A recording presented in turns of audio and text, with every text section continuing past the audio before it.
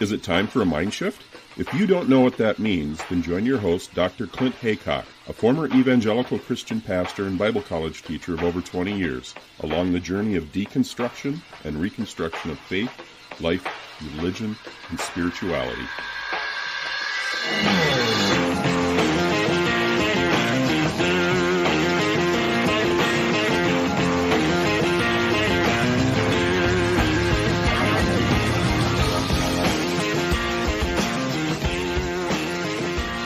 I'm happy to welcome Dr. David DeAndre to the show. I'm really interested to chat with you. I think we have a lot in common. You're an author and you've done a lot of other things, former missionary and seminary Bible college teacher and all that. So I'm sure we have a lot to talk about. So welcome. Can I just call you David? Is that okay? That's perfect. And thank you for having me on the show. I noticed right away we met on Facebook through the Fireside Creators. I think it was their page. And then from there, we've friended each other and I've read a lot of your posts. You do a lot of writing. What are you working on at the moment? Because I've heard you were a life coach and all these other things. What are you doing currently?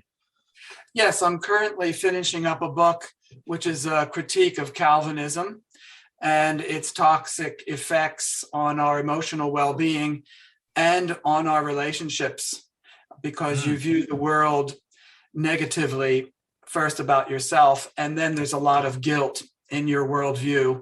And that has a very toxic effect on relationships, the attraction to guilt. But it's also going into the historic conversation about Calvinist, the tulip, and then also about how a lot of prominent Christian leaders are leaving the church and viewing Calvinism in a different way, deconstructing, if you want to call it. So I include a lot of modern conversations about these topics as well. I'm fascinated to get into that at some point. One of the things I noticed right away when I started reading your posts on Facebook is that you and I have a lot in common. So we're both expats. You're living in Canada now. I'm living over here in the UK. Both of us from America originally. Have you lived in Canada sort of from moving from the States, or what was your story before that? Well, right. When I finished up my doctorate and I couldn't find an academic position that would be satisfying and that could support the family, we decided, my wife and I, we decided to move to Kiev and work with a mission that was involved in classical music as an outreach. There was a large orchestra and choir, and my wife at the time was a nurse, and there was a medical aspect to the mission. So we moved to Kiev, which is really in the news a lot these days, as you know.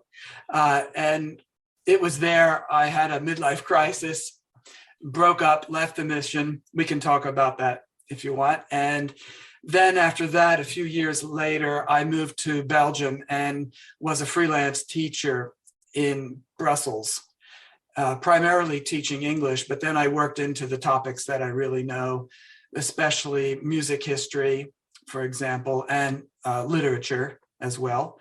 The biblical part was that just when I left Christianity for good in Kiev, I was asked to teach the Bible at a Christian university founded by missionaries.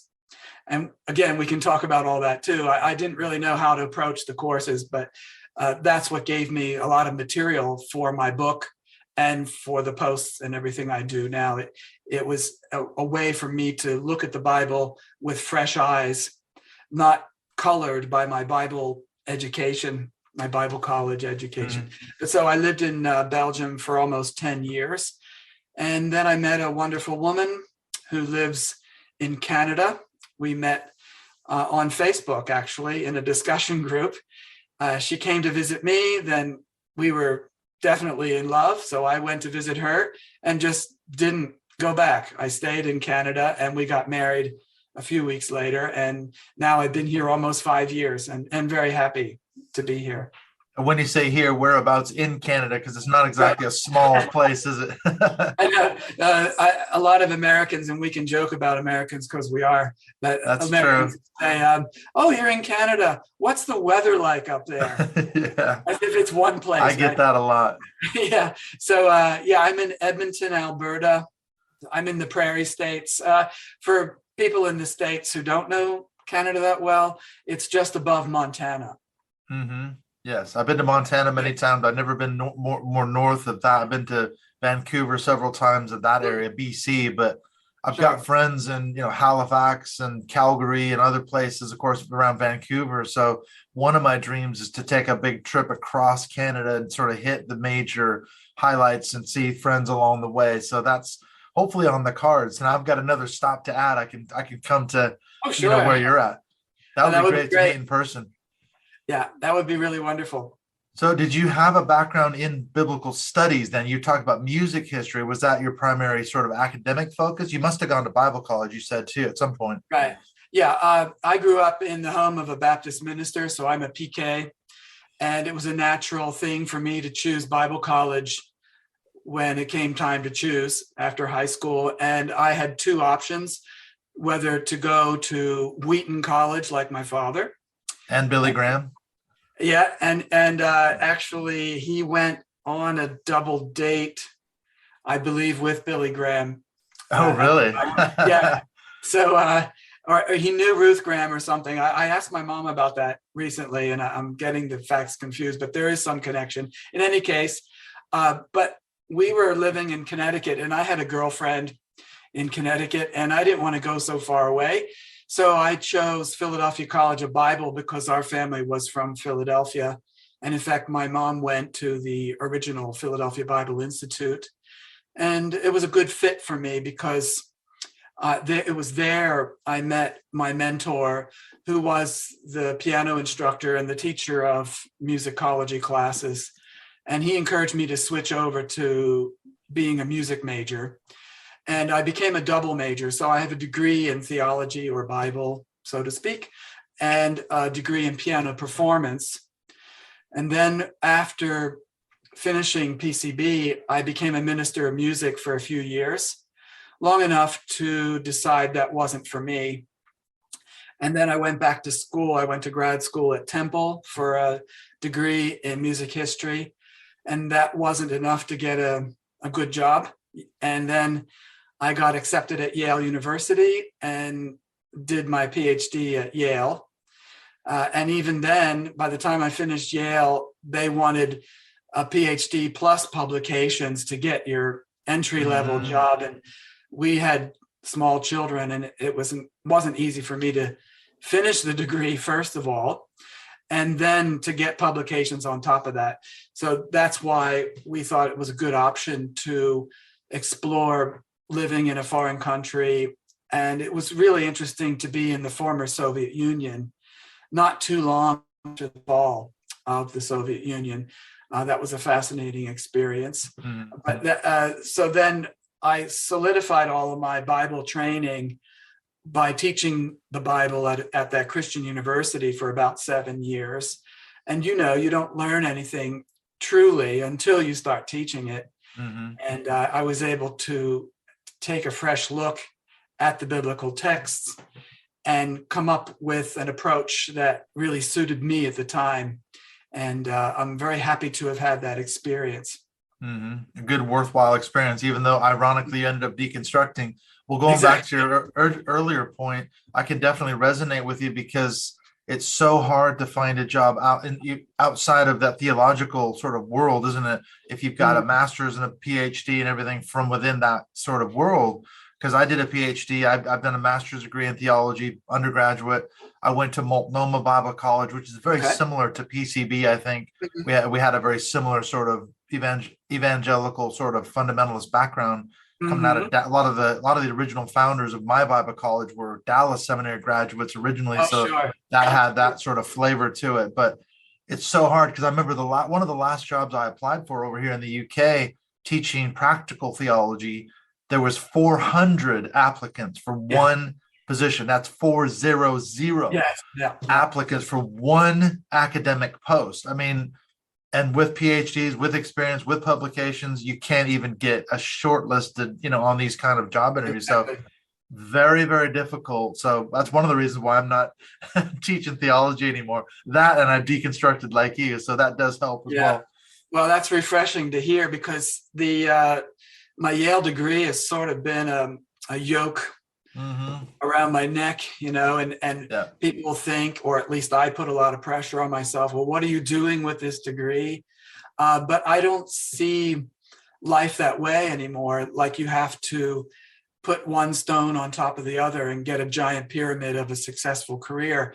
I think life is more about being presented certain challenges, and then we meet the challenge and figure out what is required to do that challenge successfully.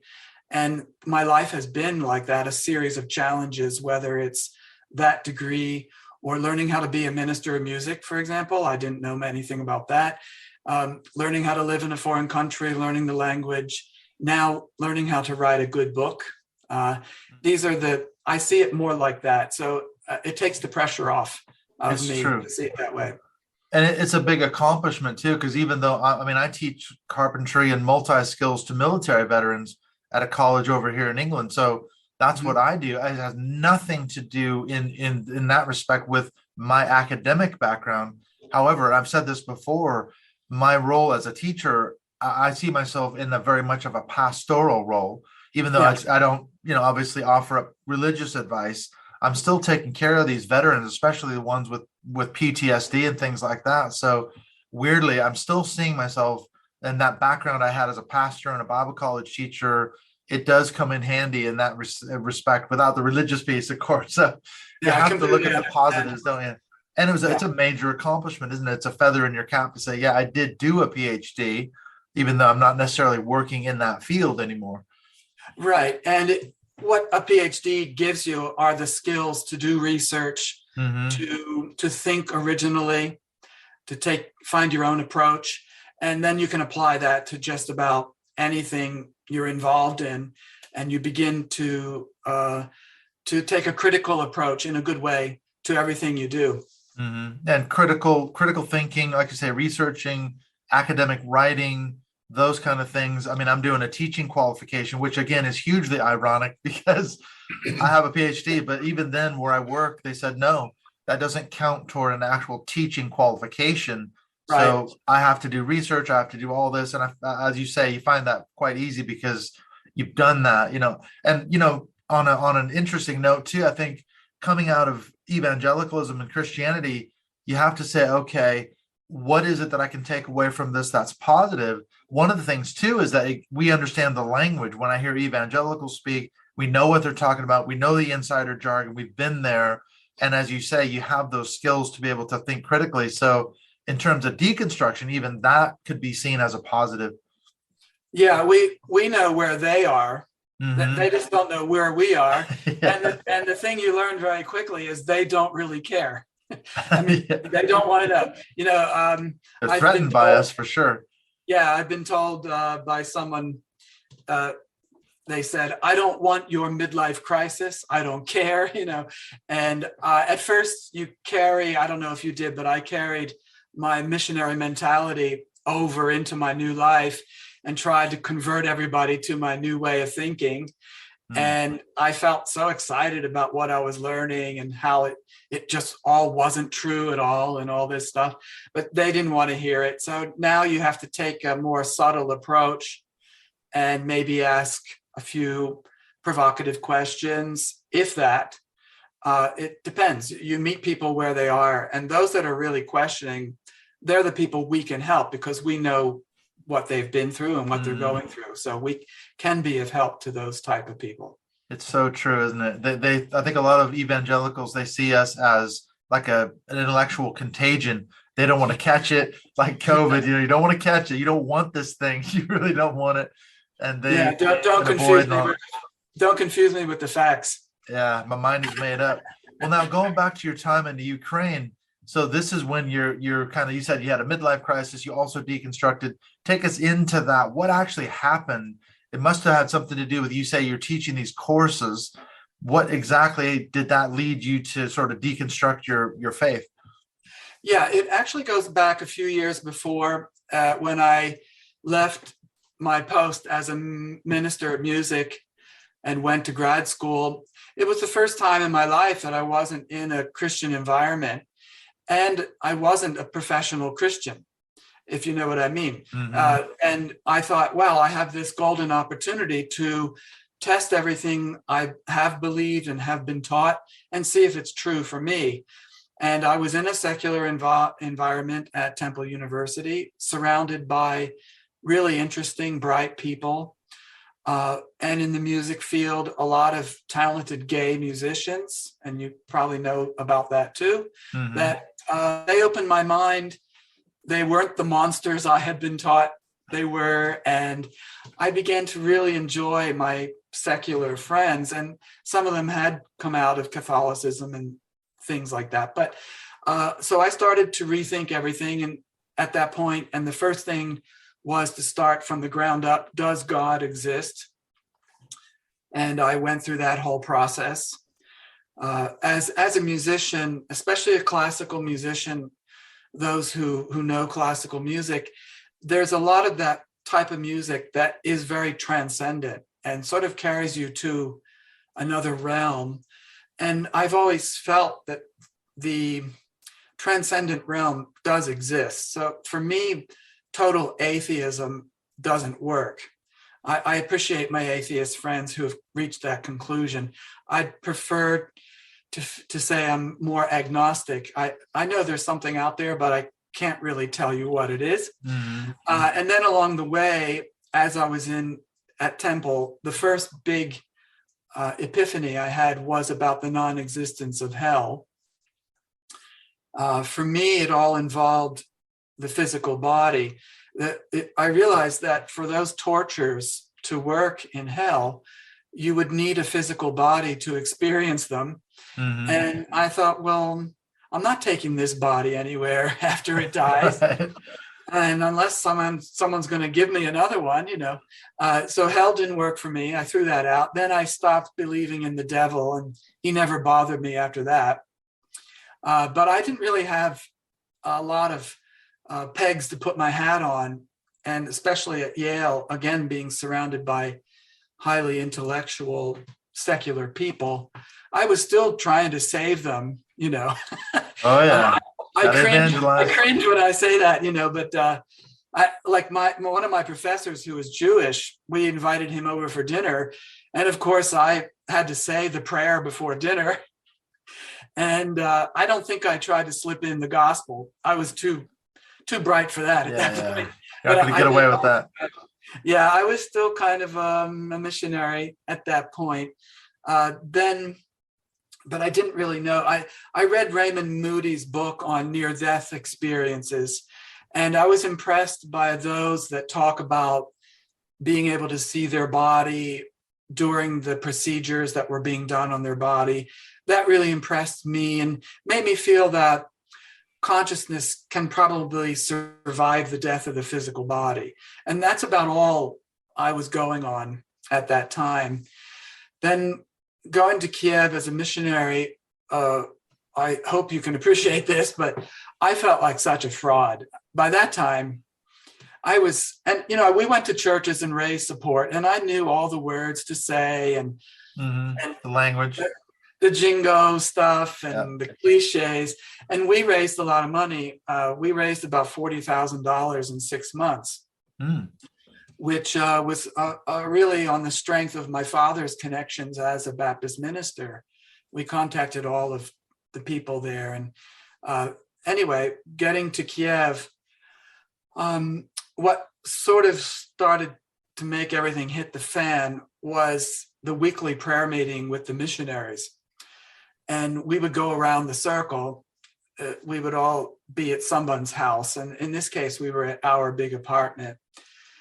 And it was a bit random. Anyone could pray whenever they wanted. And I was just sitting there thinking, this is all complete nonsense. It's like wishing things for a big Santa in the sky. And I couldn't do it. And when it came to the end and everyone had prayed and I still hadn't prayed, there was this long pause. The awkward silence. Couldn't do it.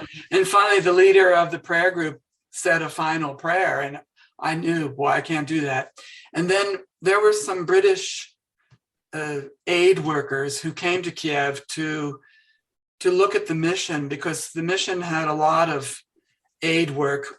We had a soup kitchen and the medical work, and they came to see if it could be supported financially or whatever.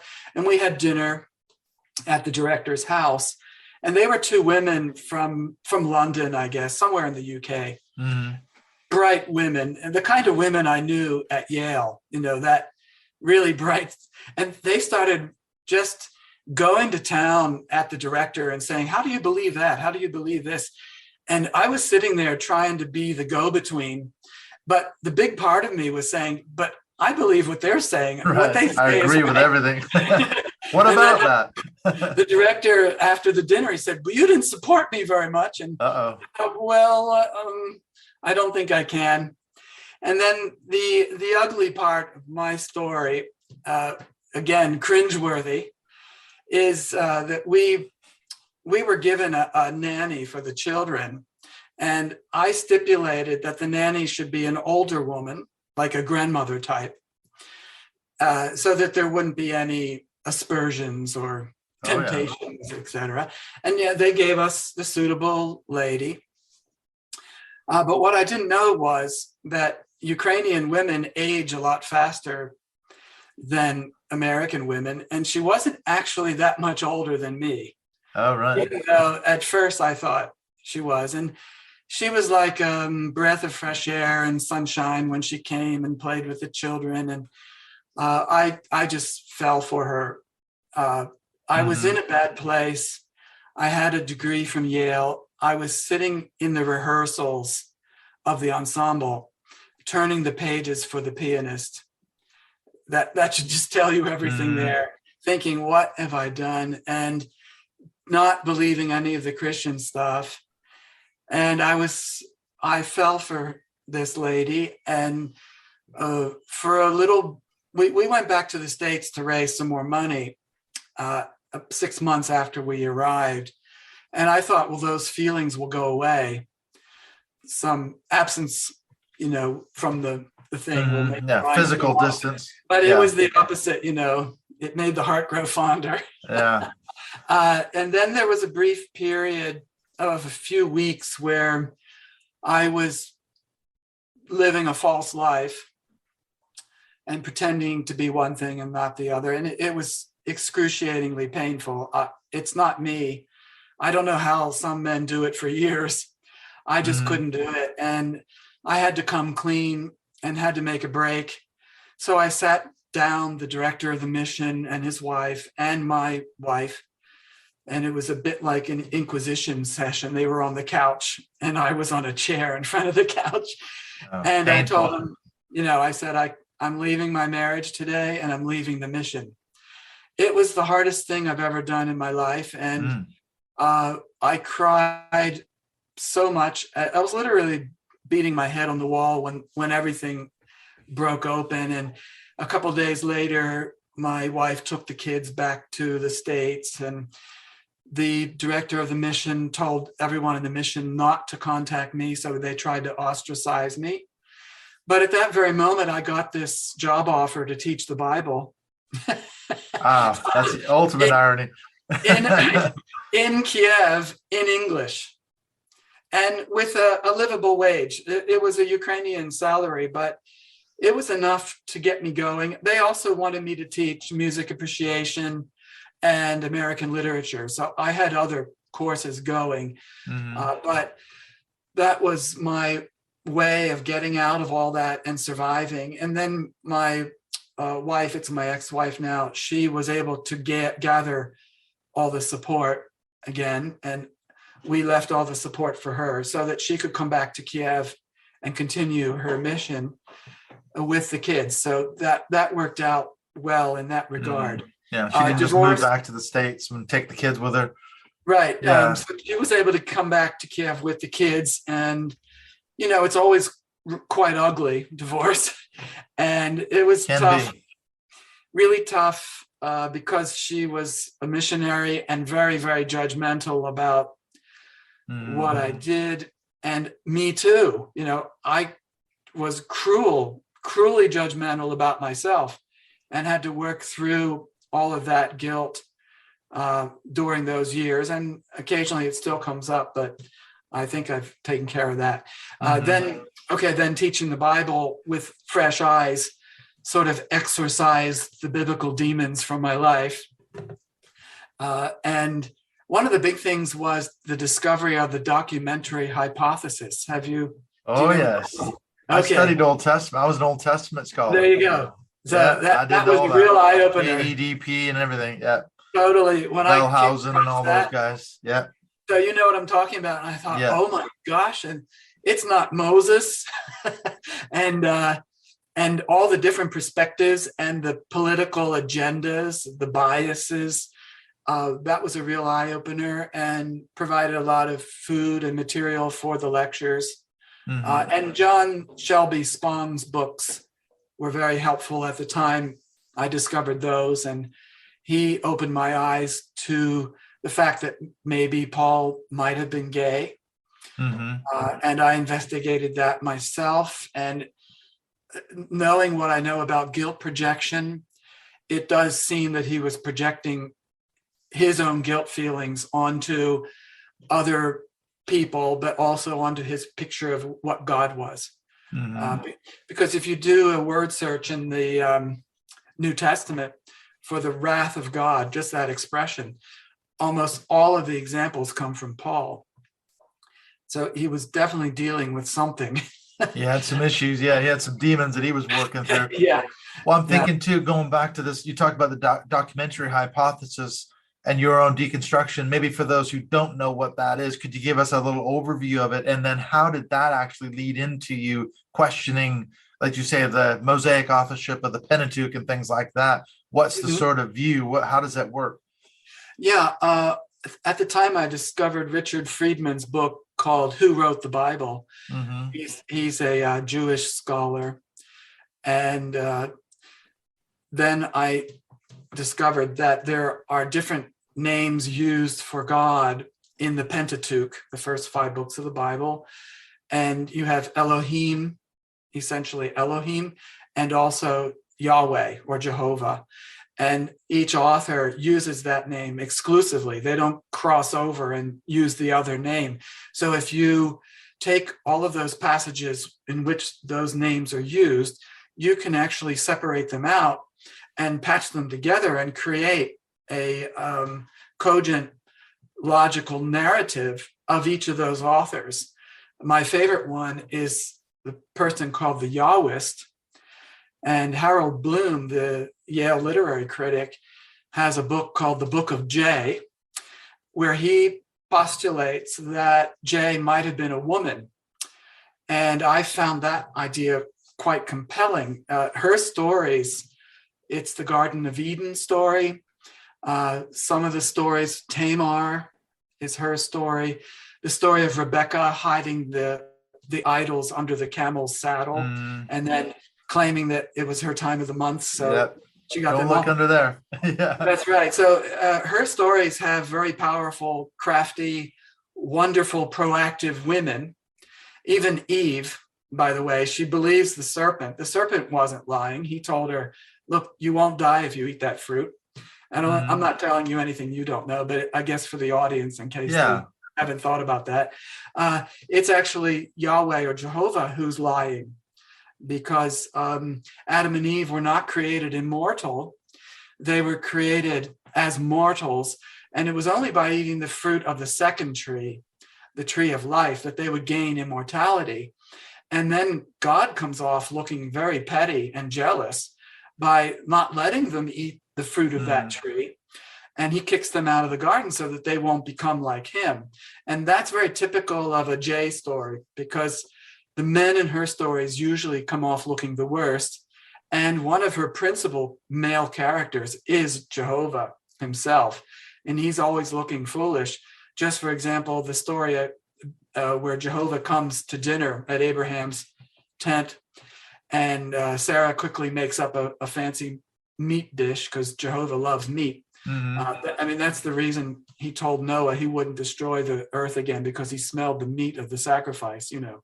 But anyway, on the way to Sodom and Gomorrah, Jehovah tells Abraham, I'm going to destroy those people because they're pretty bad. And Abraham says, and Jehovah says, and I want to give you a lesson on what is justice. Mm-hmm. And Abraham says, well, is it truly justice if you destroy the whole place and there's still 100 people, good people in there? So again, Jehovah looks kind of foolish in this story. And Abraham's able to get him down to what, 10 or 20, I forget. Yeah. The number keeps getting less and less. That's right. So what that showed me was that the Bible is not a monolithic thing. The Word of God, the inspired divine Word of God. Inerrant, all that stuff that, and obviously we didn't really talk about it in my Bible college. I don't know about it Multnomah, but just the first 2 chapters of Genesis are 2 completely different creation stories, different chronology, different point. And different points of view. Yeah. And they can't be put together. And then when you get to the New Testament, the synoptic problem, we were told, oh, it's not really a problem. I remember in Bible college where I tried to patch together all the resurrection accounts from the synoptics, Matthew, Mark, and Luke, and then John. And I put them all together. I was so proud of myself. You harmonized the Gospels. Yeah. And, but in fact, those are 4 different portrayals of Jesus. And I've struggled to find a way to talk about Jesus in the Gospels, because I used to say, well, Jesus says in John, or Jesus says in Luke, as if it's one character. But actually, that's 4 different characters in a literary work. And now I say, John's Jesus says, Luke's Jesus says, to make it clear that that's a character in a book. Who Jesus actually was is very hard to determine. If he even existed, as some argue. Yeah, Mythicists will say Jesus never even existed, and that's a growing field as well now, isn't it? Yeah.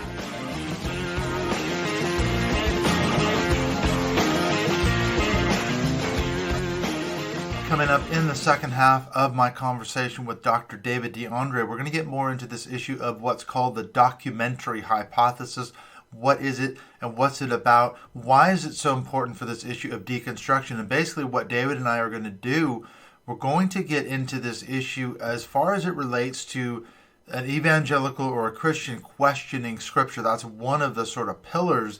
If you start questioning the inerrancy, the inspiration of the Bible, so many of us were taught, as I was, growing up in a fundamentalist church, going to a very conservative Bible college and seminary, that was one of the pillars, the bedrocks of our faith. And if you question the inspiration, the inerrancy, the infallibility of the Bible, then your whole faith could crumble, and that's exactly what happened. We're also going to talk about David's new book, the issue of this toxicity of Calvinism. Why is that so important also to deconstruct, especially as David is doing from a very academic point of view? So stay tuned for that coming up in the second half. I just wanted to tell you what's coming up in the next few episodes here on Mindshift Podcast. We have got a conversation with returning guest Catherine Stewart, and of course Catherine is the author of the 2 excellent books, The Good News Club as well as The Power Worshippers.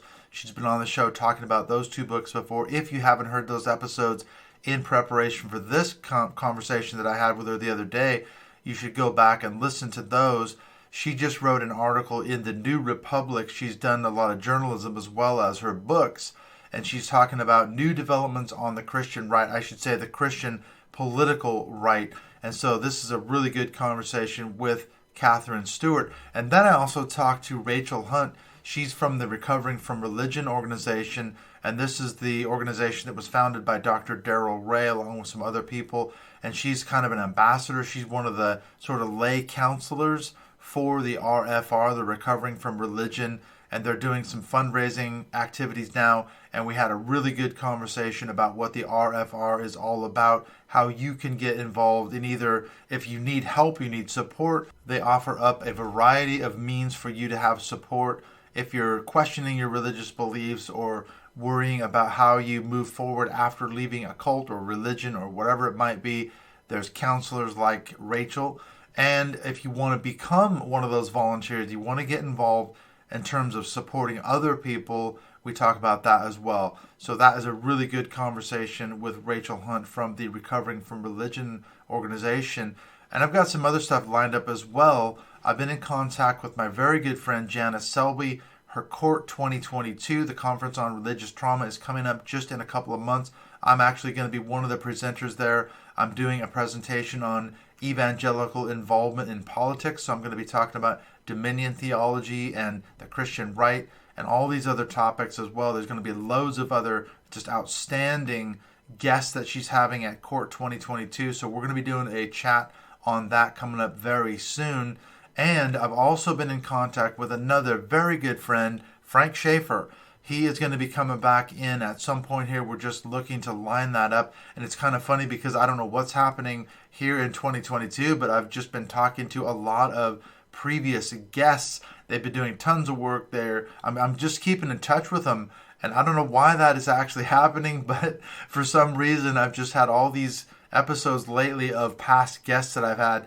But it's fascinating to me to stay in touch with people and find out what they're doing. You know, it's not like it's just a one-off episode where you talk to someone like a Frank Schaefer or Janice Selby or Dr. Joseph McSkimming or Catherine Stewart, people I've talked to several times before. There's no rule to this podcasting thing, is there? You can have guests back on, and it's really cool to kind of keep in touch with them and find out what they're working on in terms of current research, current projects, current work. So some really cool stuff coming up. I also wanted to give a huge thank you to Rebecca Drumsta. She dropped in this month, the month of February 2022. She was our guest for the Mindshift Zoom call, and that was a fantastic discussion. We talked about her book, When Family Hurts. That is also going to be available at some point on the Mindshift Podcast Facebook page. I'll put that video up of that call if you want to drop in to see that. And then next month in March, we've got Michael from the Religious Addicts Anonymous. He's going to be our guest for our Mindshift Zoom call. And of course, we also have our patrons only call that we tend to do about the first weekend of the month. And then in April, we've got this guy that's on this podcast now, Dr. David DeAndre. He's going to be our guest for the April Mindshift Zoom call. And I'm also working on seeing if I can get Catherine Stewart to come back maybe in May. So that's going to be really cool too, if we can get her to come back in. And so we've got some fantastic guests. These are benefits that you get for being a Patreon supporter of the show. And as always, the links for that are in the show notes. So let's get on back into the second half of this conversation with Dr. David DeAndre as we continue to look at what it means to no longer be a professional Christian.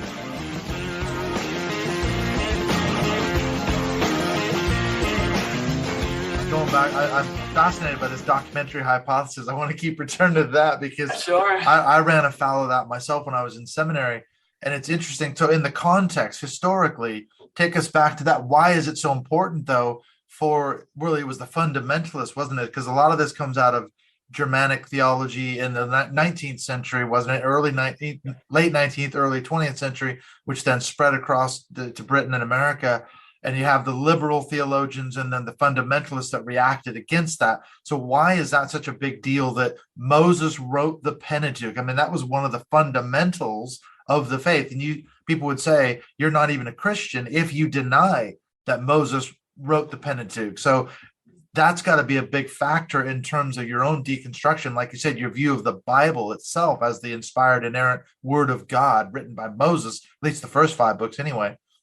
Right. Well, evangelicals will come back at you and they'll say, but Jesus said, Moses said, right, or Moses wrote, right.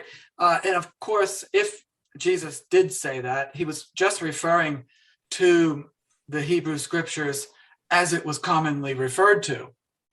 But it was Jewish rabbinical scholars in the Middle Ages that noticed, first of all, there's a description of Moses' death. Obviously, he didn't write that. Then, if you keep going back, you'll discover there's a lot of other things he couldn't have written.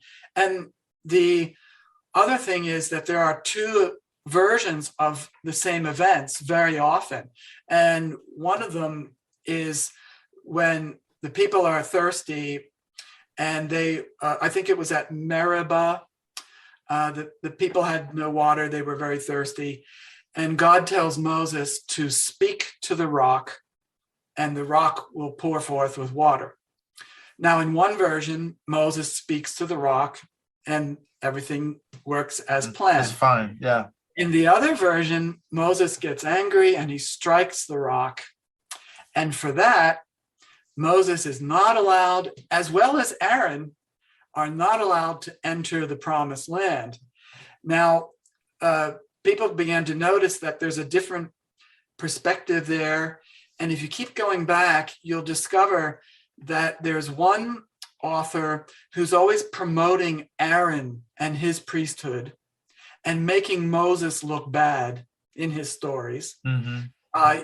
And then the other author, which is probably P, the priestly author, he promotes Moses and the Mosaic priesthood over Aaron.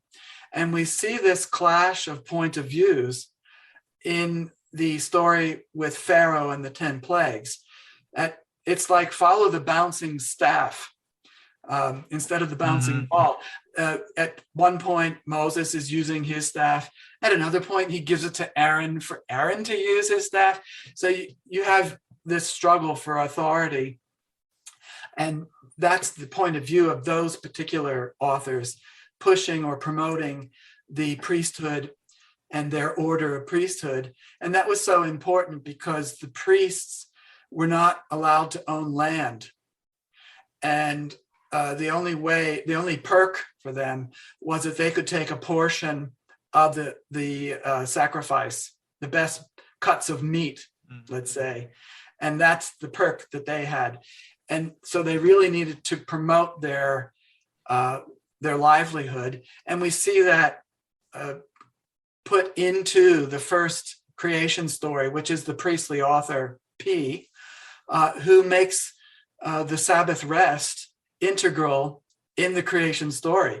Now, if God rested on the Sabbath, we should too, right? Sure. So that's where you see that point of view. It's a bias.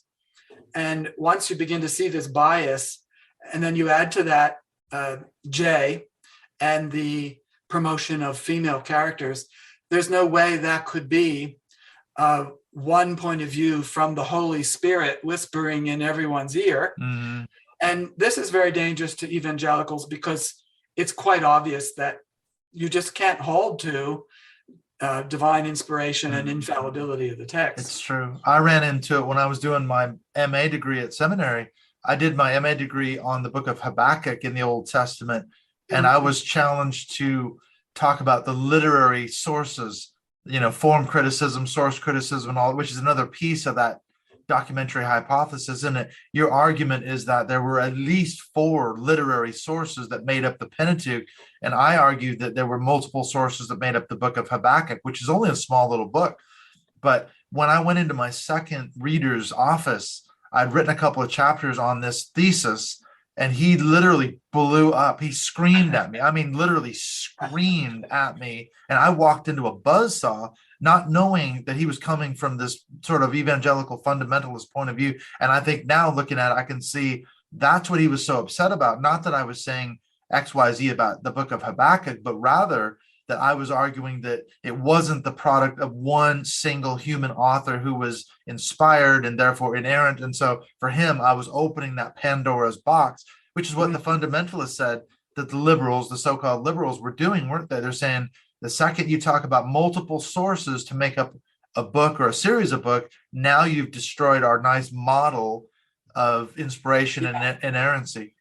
But isn't it such a relief to remove that burden from your mind that you have to make everything fit and it all has to be harmonized? Once I lifted that off, I saw the Bible with new eyes as a wonderful literary text, and I gave myself the freedom to critique that text and look at the author's motivations, just like I was doing in my American Lit class. Sure, yeah. Should be subjected to the same sort of rules of interpretation as any other text. Exactly, yeah. And just because you have it's special, it's the word of God. That's the argument, and it's on a special plane somehow. You can't question it, David. No, you couldn't question any of that stuff. And we were never told anything about the documentary hypothesis at PCB. Even the synoptic problem was told it's not a problem. It's a problem in air quotes. Yeah. That's right. Yeah. We've harmonized the Gospels.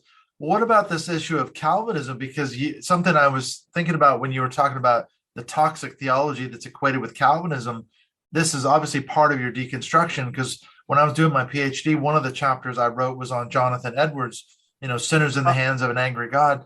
I did a lot of research on his backstory. And one of the things I came across, I don't know if you've researched Edwards at all. I'm sure you have as a good ex-Calvinist, but as a young man, he was tormented by his Calvinist sort of framework, because what I learned about him was that he had this sort of polarity. Like, on the one hand, am I a deluded hypocrite, or am I really one of the elect? And he couldn't figure out if he was truly saved or not, because he was operating within that Calvinist framework in 18th century America. So that's an example, isn't it, of this sort of toxic theology. What is it about Calvinism in particular, though? Yeah, well, having gone to Yale, there is a connection with Jonathan Edwards. I have to name drop a little bit there, but absolutely. His archive is at Yale. And I remember when I was doing my research in music history in the rare book library, the guy next to me had one of Jonathan Edwards' manuscripts. And I didn't care about it at that point, but I didn't know who he was. Really. I cared in the sense that, Jonathan Edwards, holy cow. Yeah. And I don't know, it might even have been the handwritten notes for Sinners in the Hands of an Angry God. Wow. And I looked over his shoulder and asked him about it. And one of the colleges at Yale is called Jonathan Edwards College. So there is a connection there. And his church was in Enfield, Connecticut. So it's not far from Not far. But the thing about Edwards and Calvinism, but that famous sermon of Edwards, Sinners in the Hands of an Angry God, it's this fear-mongering about hell. And it's based on the Calvinist view of self, view of man, that we were born in sin. So with God, it's one strike and you're out. And that one strike is just being born. Yeah, original sin. Yeah. And so it's based on original sin, total depravity. But what evangelicals do today, as they did during Edwards' time, is they use the threat of hell as a way of manipulation. And they simply cannot be without hell. They can't do away with their hell. Can't live without it. And Calvinists, modern Calvinists, will claim the same, and then they will give you gory details about what hell is like. You'll find sermons by John Hagee and John MacArthur. Well, MacArthur, John Piper as well, and even Mark Driscoll, the neo-Calvinists and all that. Driscoll's sermon, it's gone viral on YouTube, or he's raving and ranting. God hates you. He doesn't think you're funny. He doesn't even think, So, God actively hates you right now. Yeah. So, but people wouldn't believe that stuff if they didn't buy into the idea that they were totally depraved, miserable sinners. And we're taught that from day one. And I don't know about you, but I asked the Lord into my heart more than once when I was a kid. Oh, yeah. When we had an evangelist, his name was Jack Van Impe. Oh, I remember him. He looked like Bela Lugosi, Yeah, and that hair, big pompadour hair. Yeah. I prayed the sinner's prayer thousands of times too. Yeah. Just to make sure, Yeah, like one year I went forward.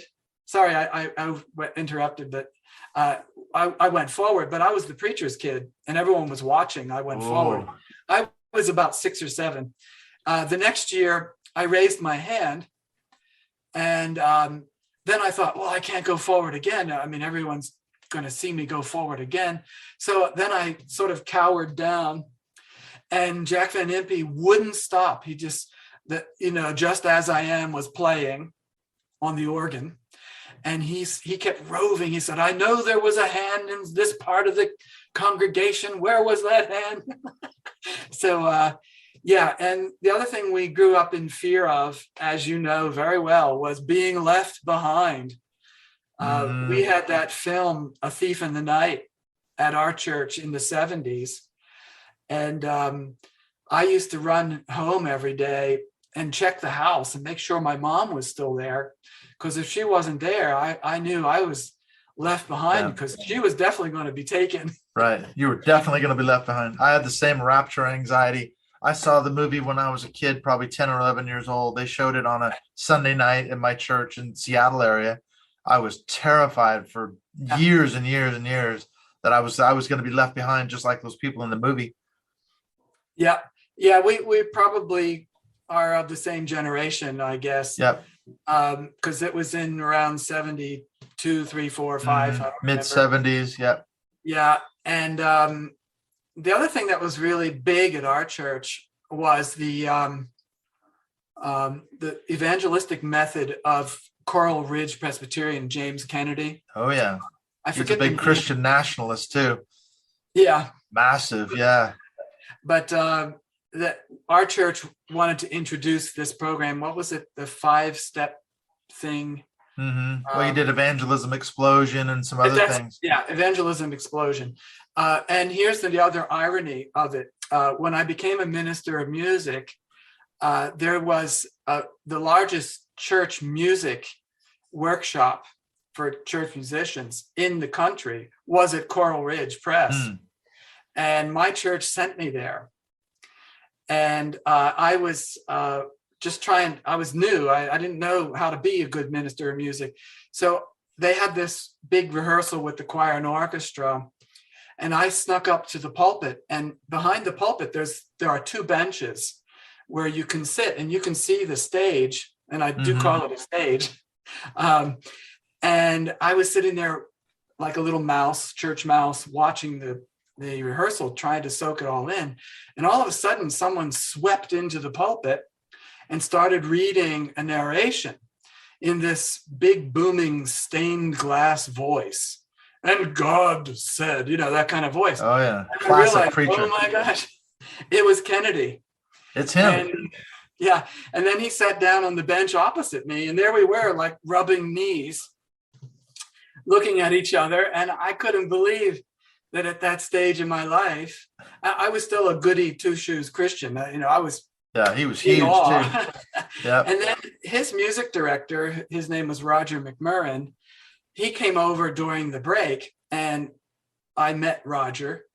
Roger immediately took a shine to me and he offered me a job a couple of days later on the spot. But then eventually Roger left Coral Ridge because he had done a little missions project in Kiev and he fell in love with the Ukrainian people. He left Coral Ridge and then went to Kiev and founded the music mission there. Right. So and all those years while I was doing my graduate work, he called me every year and he said, when are you going to come work for me? When are you going to come work for me? So when I finished Yale, I went over to Kiev and checked it all out. And Roger is such a charismatic person in a good way. I mean, he's a real ideas person, bigger than life. And I was just in his in his thrall, so to speak. Yeah, exactly. And so then he's the one who convinced me to come work with him. So that's another small world story. Wow. You have D. James Kennedy to thank for all that. Yeah. Christian nationalist, Dominion theology, Calvinist, I know. all that. Yeah. Yeah. Well, I'm interested to find out. So you've got this book project going. How is it going to help people in terms of their own faith journey or deconstruction? Obviously, we're talking about the toxicity of Calvinism. Am I one of the elect? Or am I non-elect? Am I going to hell? Am I, what's my situation? How does that help people? Yeah. Well, I think a large part of the book is research, where I go back and find the original ideas. And I was quite surprised to find that Calvin's ideas are primarily based on Augustine's. That if you search hard enough, you will find embedded in Calvin's words, in his commentaries and everything else he wrote, you'll find phrases from Augustine. So I traced it back to Augustine and then his debate with Pelagius about free will and all those things. And my aim in that regard is just to show people the ideas themselves. If you just present the ideas like a good reporter, if you have both sides giving their side, a good reporter lets them speak. And then an intelligent person, which I hope it's the type of person who would read my book, an intelligent person could say, well, I don't think Augustine is anywhere near right. I prefer Pelagius. And then later you get to the debate between Luther and Erasmus on free will. And an intelligent person will say, but Luther isn't backing this up with anything. He's just not convincing. He's just making assumptions. And Erasmus, who is far more cogent, then you get the debate. You get Calvin himself. And then after Calvin, of course, Arminius, and the debate between the Arminians and the Calvinists. And I would hope that the people could see for themselves the more rational, intelligent view are not the Calvinists. But then I also present modern people who are leaving the church and the problems they've been having and the struggles they've gone through and the realizations they've gone through. The first big one for just about everyone is that hell does not exist. That we can refer to Carlton Pearson, for example, who started to tell his congregation about it and in no time loses the whole congregation. Yeah, he lost everything. Right. Yeah, it's more of a universalist point of view. Yeah, and there's some prominent podcasters like Rhett and Link, for example, who have recently shared their deconstruction process. And it usually starts with the realization that God, if God is love and not just shows love when he wants to, and the way I say, God is the very quality of love, then God couldn't do anything unloving, or God would cease being what God is. And that right away puts the end to hell. That's problematic. Well, look what happened to Rob Bell when he came out with Love Wins years ago. I remember I wrote a paper where I did a review of the book reviews. I found it so fascinating. I found the book reviews of the book by fundamentalists and evangelicals. They were universally slating him for being a heretic and worse. So I actually wrote a paper about how they reviewed his book, so that was one guy from the Southern Baptist Seminary wrote a 10-page book review. I mean, that's unheard of, isn't it? A 10-page book review of Love Wins, denouncing it point by point by point as heresy. Yeah, that's a thorough review. Yeah, have you heard of Mike Licona? I've heard of him, yeah. Yeah, I haven't actually read his book, but he wrote a book of 700 pages defending the literal resurrection of Jesus. So he's defending it, and he's teaching at a Southern Baptist seminary, maybe the one in Nashville, I'm not sure. But he was a prominent leader of the Southern Baptist Missionary Alliance or whatever it is, because I'm not a Southern Baptist. But anyway, in the midst of 700 pages, he said that Matthew's comment that hundreds of people came out of their graves when Jesus gave up the ghost, walked around Jerusalem and he said it might be literary license. Oh, that's all he said, a literary license, or the use of Greek hyperbole when they talk about their heroes. I did a long thing just like you, looking at the critique and all of the storm that created just that little bit. We cannot let even one word of Matthew be called literary license or else the whole thing goes, well, it's true. What they're saying is true, but that's they can't allow a crack to be found. Because I remember my mentor at seminary, Dr. John Sailhammer, who passed away a few years ago, he wrote a book called Genesis Unbound, in which he suggested that the author of Genesis doesn't really care if the earth might be billions of years old. Oh my gosh, that caused a firestorm as well for similar kind of reasons. You can't possibly suggest that the earth is billions of years old. It's got to be 6,000 to 10,000 years old.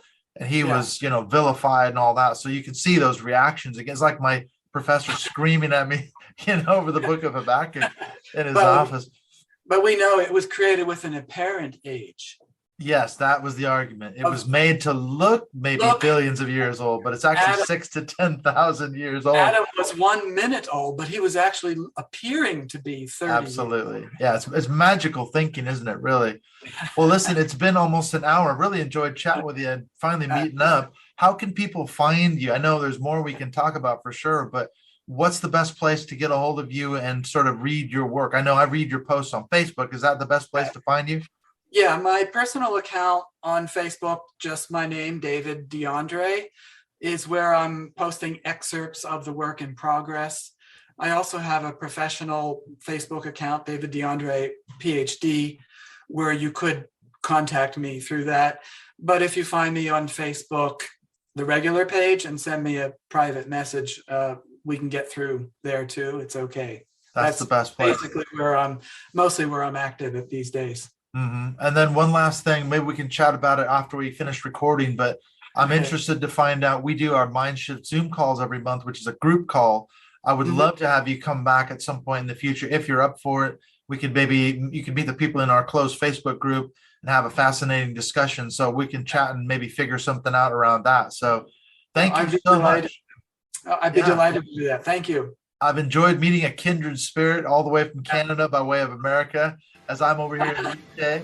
We're both expats. So thank you, Dr. David DeAndre. Thoroughly enjoyed meeting with you and chatting with you, and we'll do this again. Okay, I certainly hope so. I enjoyed it very much. Thank you.